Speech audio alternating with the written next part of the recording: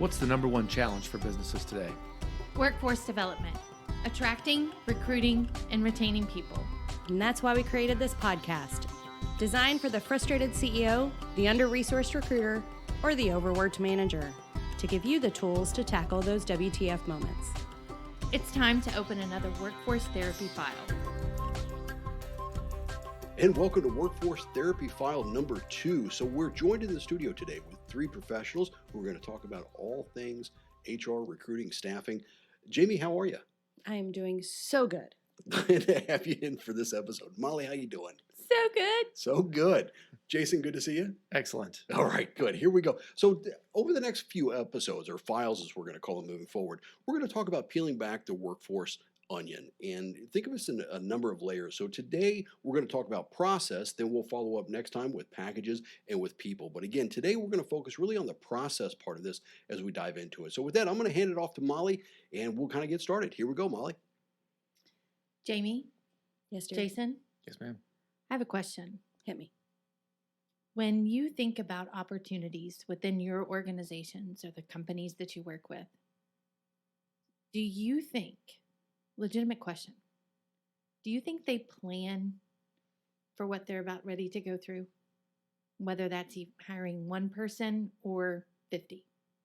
You think they plan for it? I think they plan for work.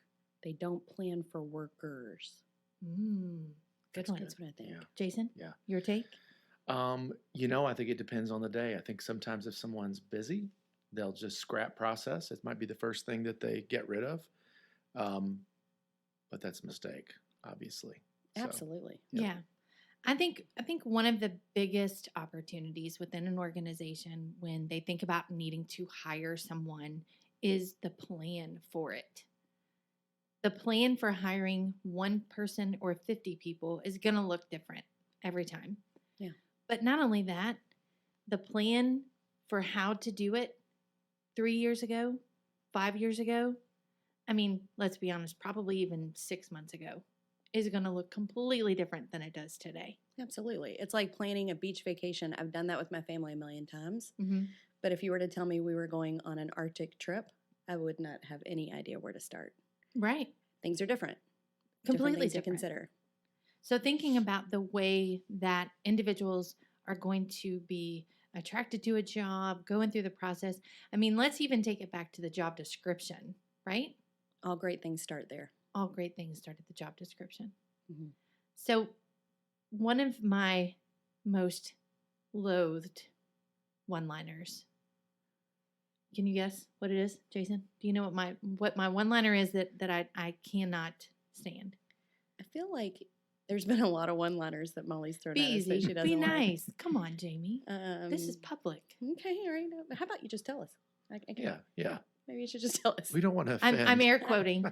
This is the way we've always done it. Oh, Yeah. absolutely. That's a good one. Yep. Right? That's Did a you good just get, did you feel it right Mhm. there in your gut? Mhm. Yeah. Yep. This is the way we've always done it. Yeah. And how's that working out for you? But you can't say that most of the time, right? You Yeah. can't. You can, I guess. Yeah. But more often than not, it's not appropriate. Well, I think oftentimes people know that the way they've always done it isn't the right way to do it anymore, but they don't know how to do it. change it. So that's where they stumble and they say, well, That's I fair. don't have time to reinvent it. I don't sure. have time to do all this process. So I'm just going to go with what I know. And then the results are lackluster. You know what I'm hearing in my head right now is, those like really soft music starts to play. Maybe Jim will mix that in later. But we'll get some really soft music and it'll go on like a neat little timeline of here's what it used to look like to try to find a job. Yep. Right? So, Molly, how long have you been in? No, are we at the point now where it's a rude question? I started when I was 12, Okay, yes, okay. and I've been doing it for 28 years now. Okay. Yeah. That makes sense. Yeah. So you've been doing it that long? Yeah. 28 years. Yes. Do people find jobs the same way they did 28 years ago? No. That would be a negative, Jamie. When I think back on my first HR gig, I actually found that job in the paper. And In the paper? In the paper. Like Huh. I found an ad in the paper, I circled it, I called the number that was on the ad, and that's how I applied for the job. So I've got one for you. We were doing a big project with a company that I used to work for and had to hire about 2,000 people. So this was early 2000s, Yep. which feels like it should have been 2 years ago, but we'll move on. Early 2000s. And they were all IT positions, very experienced roles, very experienced roles. And everybody kept wanting to put ads in the paper, which you kind of still did then. Monster and Career Builder and those kinds of platforms were just getting started.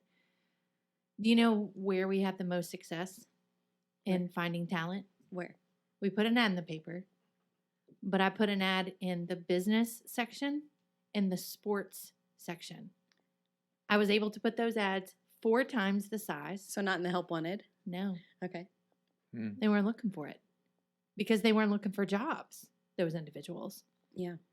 So while the post and pray mentality is something that's still around, you do that, but you still have to be creative around it. Yeah. Because you still have to post the job from a compliance standpoint, right? You still have to look at it from a marketing perspective. You still have to follow EEOC and affirmative action. And sometimes there's a lot of times you're still praying that those people come in the door. Also, 28 years ago, people weren't talking about what kind of company you were. Oh, So this goes to the whole marketing piece. This is pre-Glassdoor, pre-Google reviews or Indeed reviews, right? You couldn't see that an employer was a 4 out of 5. Mm-hmm. It was a completely different time. You had no idea what it was going to be like to work there.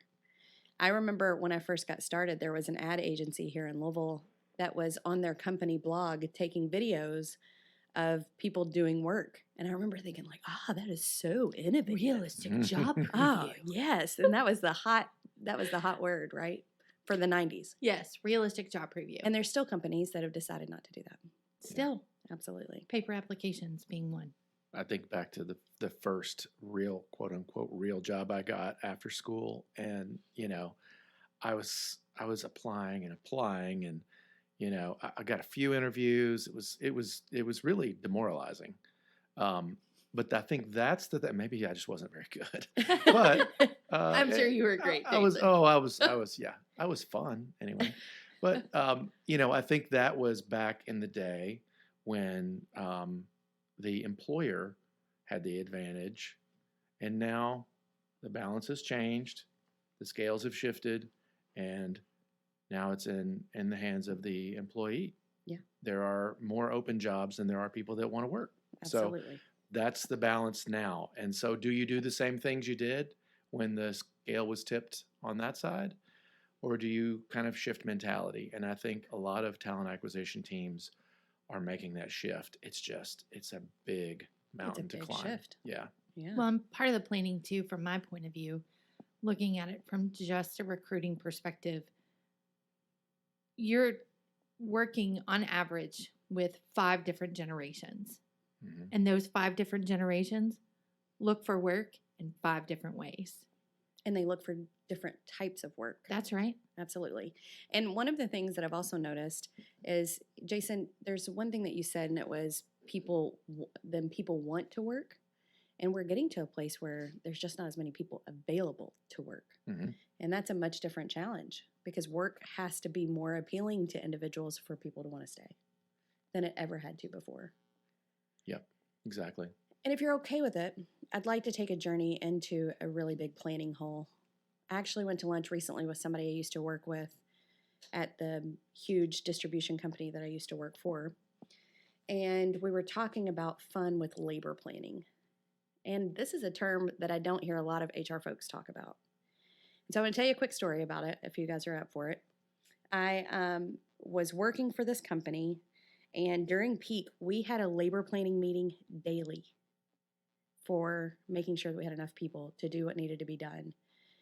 During that, we would become informed individuals on the HR team of what the volume was that was forecasted for our location, how many people it took to process that volume, what kind of throughput or productivity measure they were using to determine whether or not they could do the work that was coming towards us, how many head count that we had currently versus how many we still needed in order to do it effectively.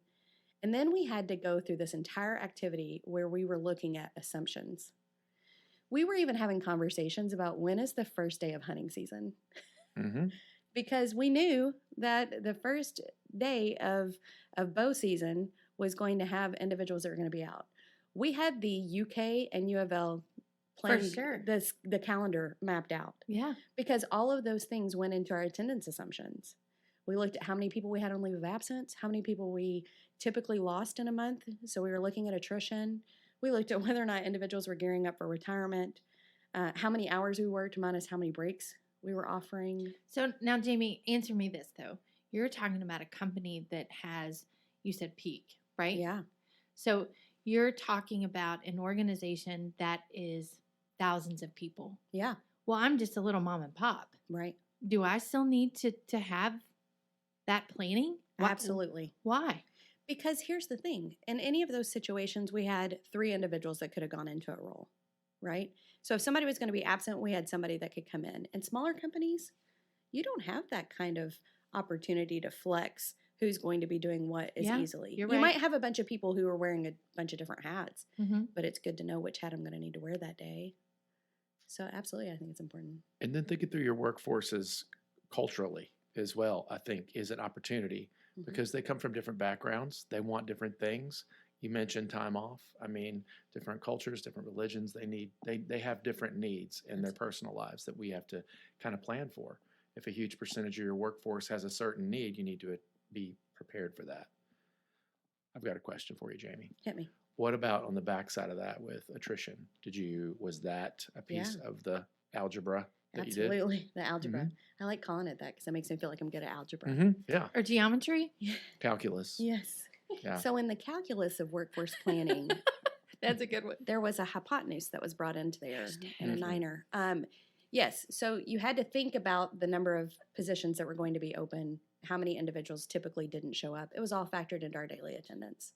But really, it's an equation, right? It So, is. I mean, but that equation changes. Unlike math, where it's a certain truth that 2 + 2 = 4, in your equation, it's always changing. 2 + 2 is going to equal something a little different in a few months That's right. every day. So that calculation needs to be rerun continually. What's your recommendation on how often? Let's say for an organization that has, let's just make a round number, 1,000 employees. How often do they need to consider their labor planning? One of the things you'll hear me talk about all the time is start at your customer and work its way backwards. So even in this situation, the company that I worked for had a peak. So we would go from 1,000 employees non-peak to 5,000 people during peak, right? Mhm. That's not true for everyone.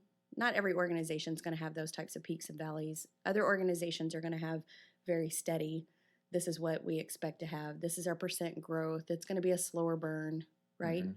I think it depends on that as to how often you need to revisit your plan. But I don't think it hurts to include it in your annual planning, what your organization's goals are, and then trying to incorporate that into your monthly review of whether or not you're achieving those goals and what's getting in your way of doing that. I like that. That's a good tactical way to say, okay, we're just going to, I mean, it's on the calendar. Yeah. We're doing it. And to that point, a lot of times you're going to have companies that say that we work with, well, I need to hire 120 people this year. Mm-hmm. So that's about 10 people a month. Mhm. Well, what do you need to hire those 120 people for? Well, probably 5 different job descriptions throughout the organization. Okay, well, are those new jobs or is it for turnover? Mhm. Oh, well, that's just for new jobs. Okay, so nobody's going to leave in the next 12 months in any of these 5 positions? Oh, yeah, we'll have some. So what about those people? Do you need to replace those people too? Well, yeah, I guess. So those types of things that you're talking about when you think about from a smaller company size is where the headspace is from a planning perspective and workforce planning. When should you be get done- into, Sorry, Molly, I didn't mean to cut you that's off. okay. I'm used to it, Jamie. Go ahead. Especially for me. But I think you should be looking at it as frequently as you're looking at your budget, right? It is Yeah. just as important as seeing whether or not the dollars you anticipated spending are the ones you spent. Well, and you talk about, you talk about a small company. I mean, if a company of 20 people loses 2 people, that's a huge loss. Impact. Absolutely. Yeah. So, I mean, the planning needs to be almost needs to be more, precise Mhm. in those instances. I love that. What about succession planning, Jamie? Well, So as you plan for growth, the organization that I worked for, we opened 33 facilities in the 4 years I was there. So we were regularly trying to plan for where are individuals going to go next, because we need to give them the opportunities, the training, the experiences to prepare for wherever they were headed next to support the growth plans of the organization. Most companies aren't on that kind of trajectory, but you have to make assumptions that people are going to retire, that people are going to leave, and that a big part of your business continuity planning is making sure you have the right people to do the key roles in your organization. Hmm. And you can't have people who hold some key that no one else holds, right? That's Like, right. That yeah. single point of failure, Yeah. right?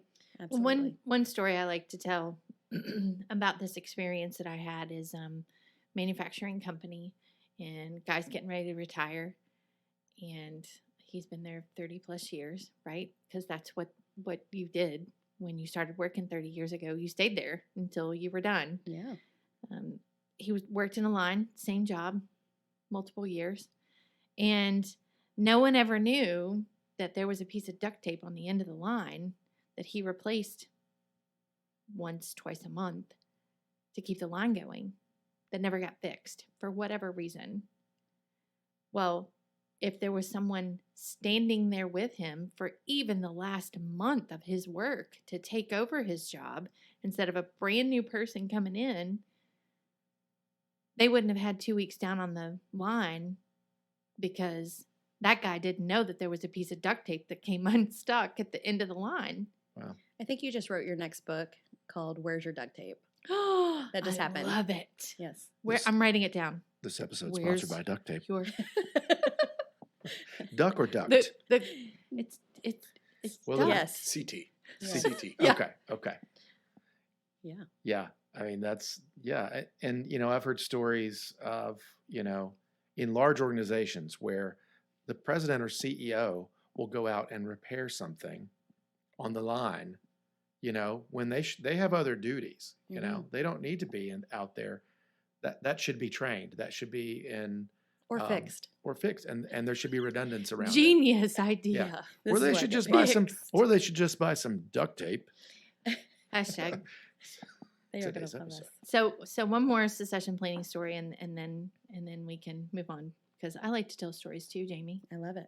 I like hearing your stories, Molly. I never would have guessed you guys like stories, but go right ahead. Next time we'll bring streamers, and party tape, duct tape.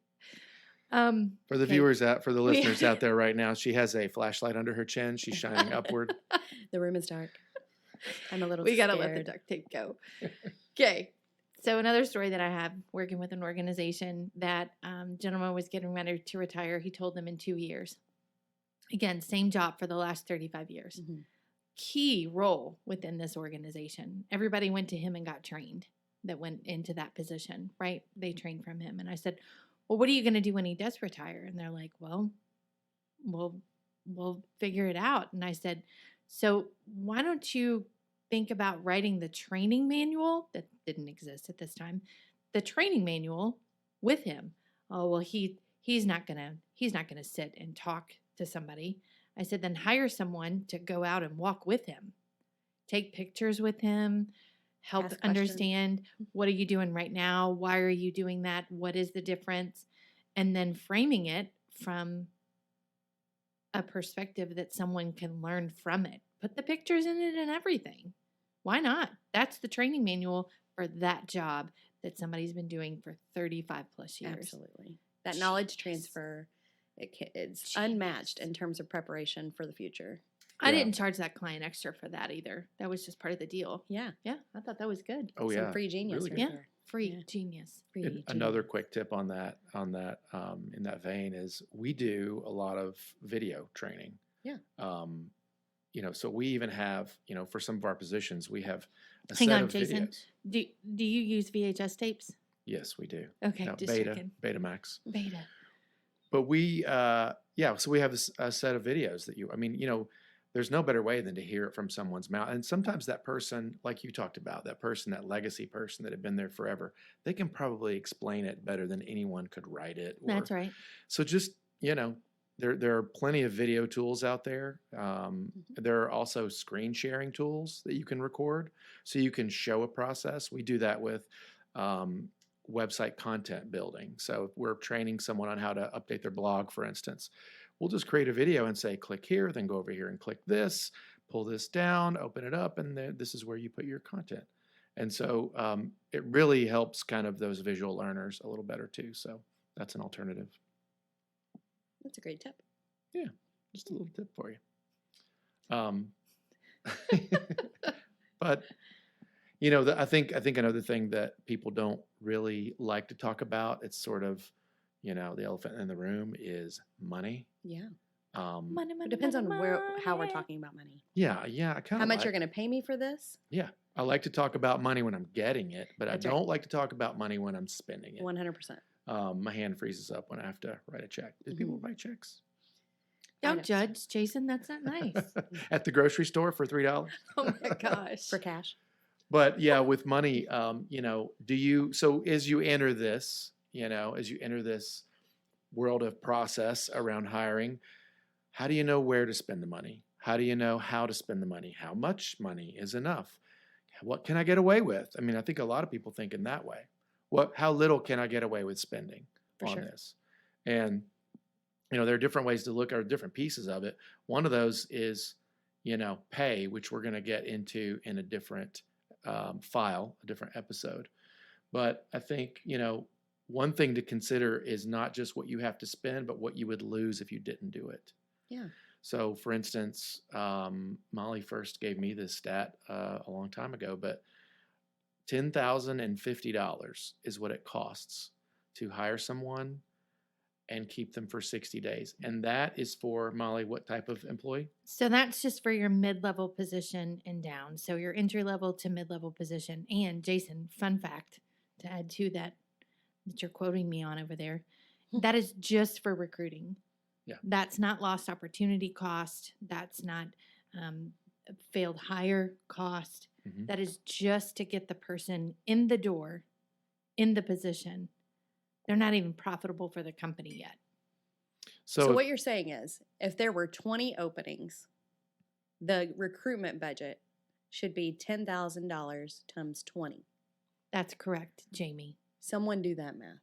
200,000. $200,000. And that's what Calculus. That was calculus Yeah, that's again. what's at stake to be lost Mhm. if you don't do it well. That's right. So Absolutely. I think realistically, you can spend less than that. Absolutely. So be prepared to, it's okay. Don't think you have to spend $200,000 to hire those 20 people. You might have to spend 100,000. You might have to spend 10,000. You might have to spend, but you have to spend something. You have to create an equation that works for you. And I think the only way you can do that is to, again, process, break it all down in bits and pieces and see what's actually going to work for you. Well, I think a little bit more to what you were saying about you don't have to spend 200,000. You may have to spend 100,000, but you're going to have to spend that 100,000 on the right people. Yeah, absolutely. Not the people, oh, well, we're going to hire 5 and hope that 1 stays. Yep. That's not what that budget's for. Right. Absolutely. And if we think about this in terms of planning, how many organizations do you experience whenever you're going and meeting with them that are they including this in their budget planning? No. You know, all of the costs that go into recruitment or approving the things that would be necessary spend in order to not spend $200,000 per opening. Incipio has been helping companies solve this problem for 8 years. And in the 8 years, in all the companies that we've worked with, there has been one organization, that knew every dollar that was being spent and how much a true ROI was for each level of position. One. Yeah. Wow. Yeah. Yeah, and you know, with what we do, what Crowd South does, we do a lot of, you know, workforce marketing, employer branding campaigns, and so with that, we can track. We have data. We have so much data. We have so much tracking around everything we do, what's working, what's not. But then what we don't see is what happens inside the organization's talent acquisition team. You know, how many of those applications turn into employees? How many of those employees were there for 60 days, for 90 days, where they were the right kind of employee? And so I think all that analysis needs to be done and then brought all the way back to the front of the process so that the process can be tightened.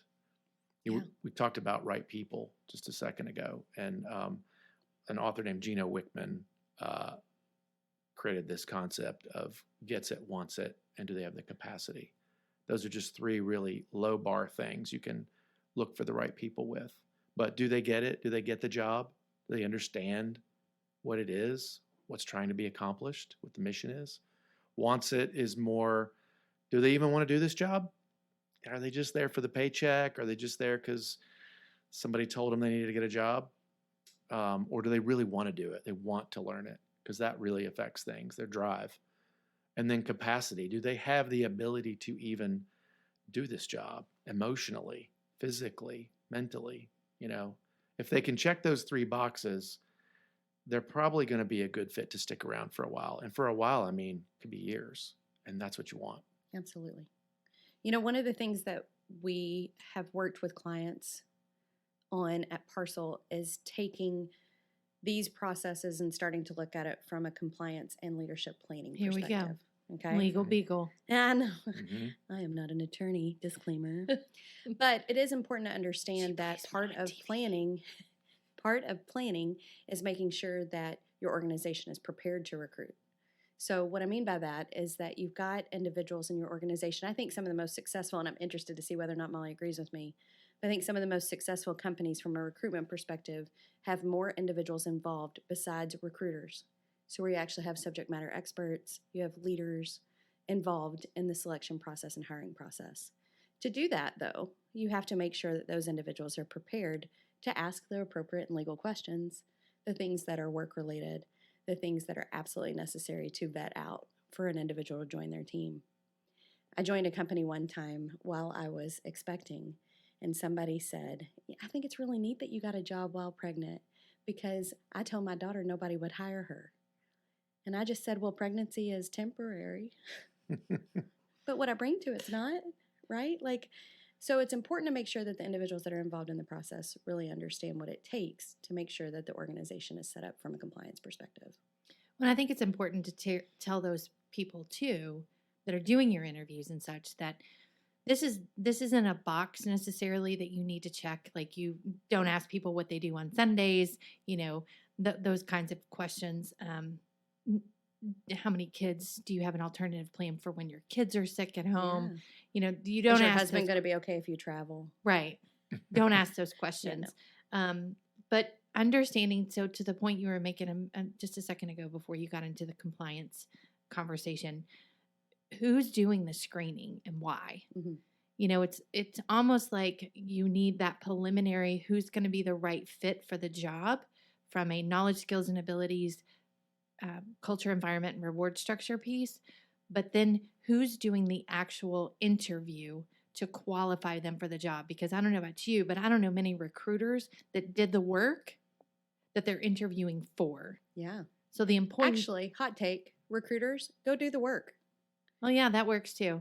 If you are in an organization... But you want me to come off the line for interviewing people to go work the line? I want you to go get on the line for a week. That's time. I know. How do I have time for that? Is that in the budget, Jason? Time is money. It will That's be. what I say. It will be. Let's get your realistic job preview yourself.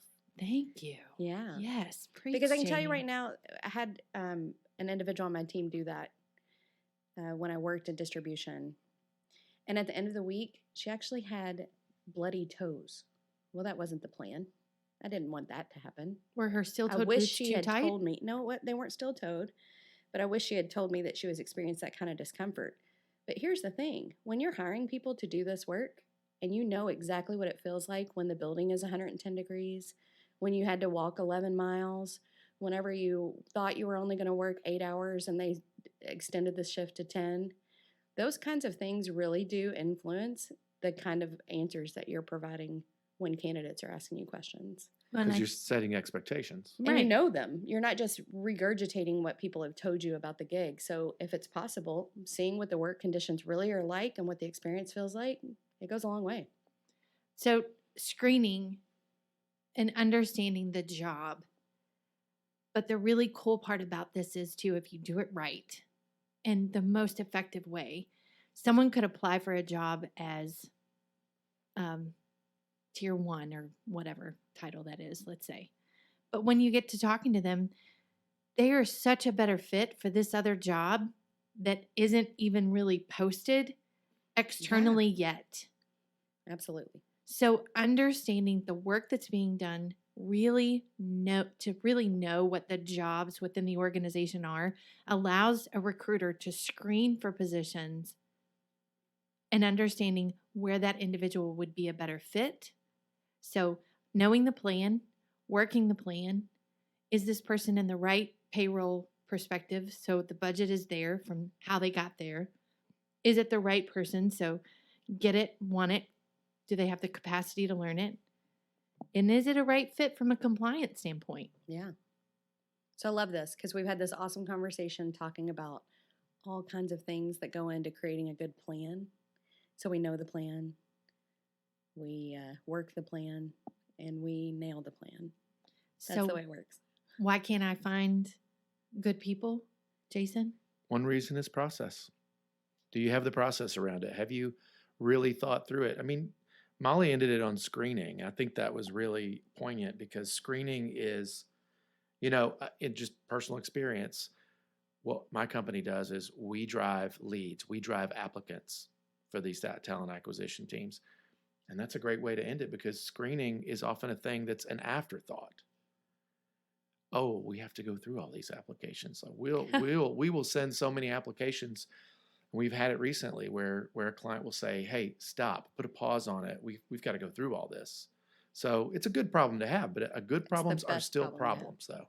But there's- Especially today. Yes. so planning ahead with process is the way to go about it. I would say we're wrapping this one up, right? Yeah. Yeah. So it's a lot. It's a lot of information. I know. And each one of these things that we talked about today has a whole subset of things that we could be going on and on about. Just remember there are liner notes. So if you want to kind of read through the script, you can hear what we had. You can read through what we had to say. Or I would even say, give this another listen. This is an easy, short, less than 30-minute podcast you can listen to on your commute or maybe on a short drive while you're working out, possibly. So, I mean, I think that's a good way to consume this stuff. Just give it another look. And then finally, I'll say, I think all three of us are completely open to communication. So we're not hidden away in some little cage somewhere. You can email us and ask any questions you want. Reach out to us on our websites. That's a great way to get it done. And feel free to connect with us on LinkedIn. Absolutely. LinkedIn. So with that, I hope you guys got something out of it today, and we're going to close the file. Thanks for listening to the Workforce Therapy Files. We hope you learned something new, and we're thankful for the time that you spent with us today. If there's a topic you'd like us to discuss, reach out to us. Our contact information is listed in the show notes. Until next time, keep your head up.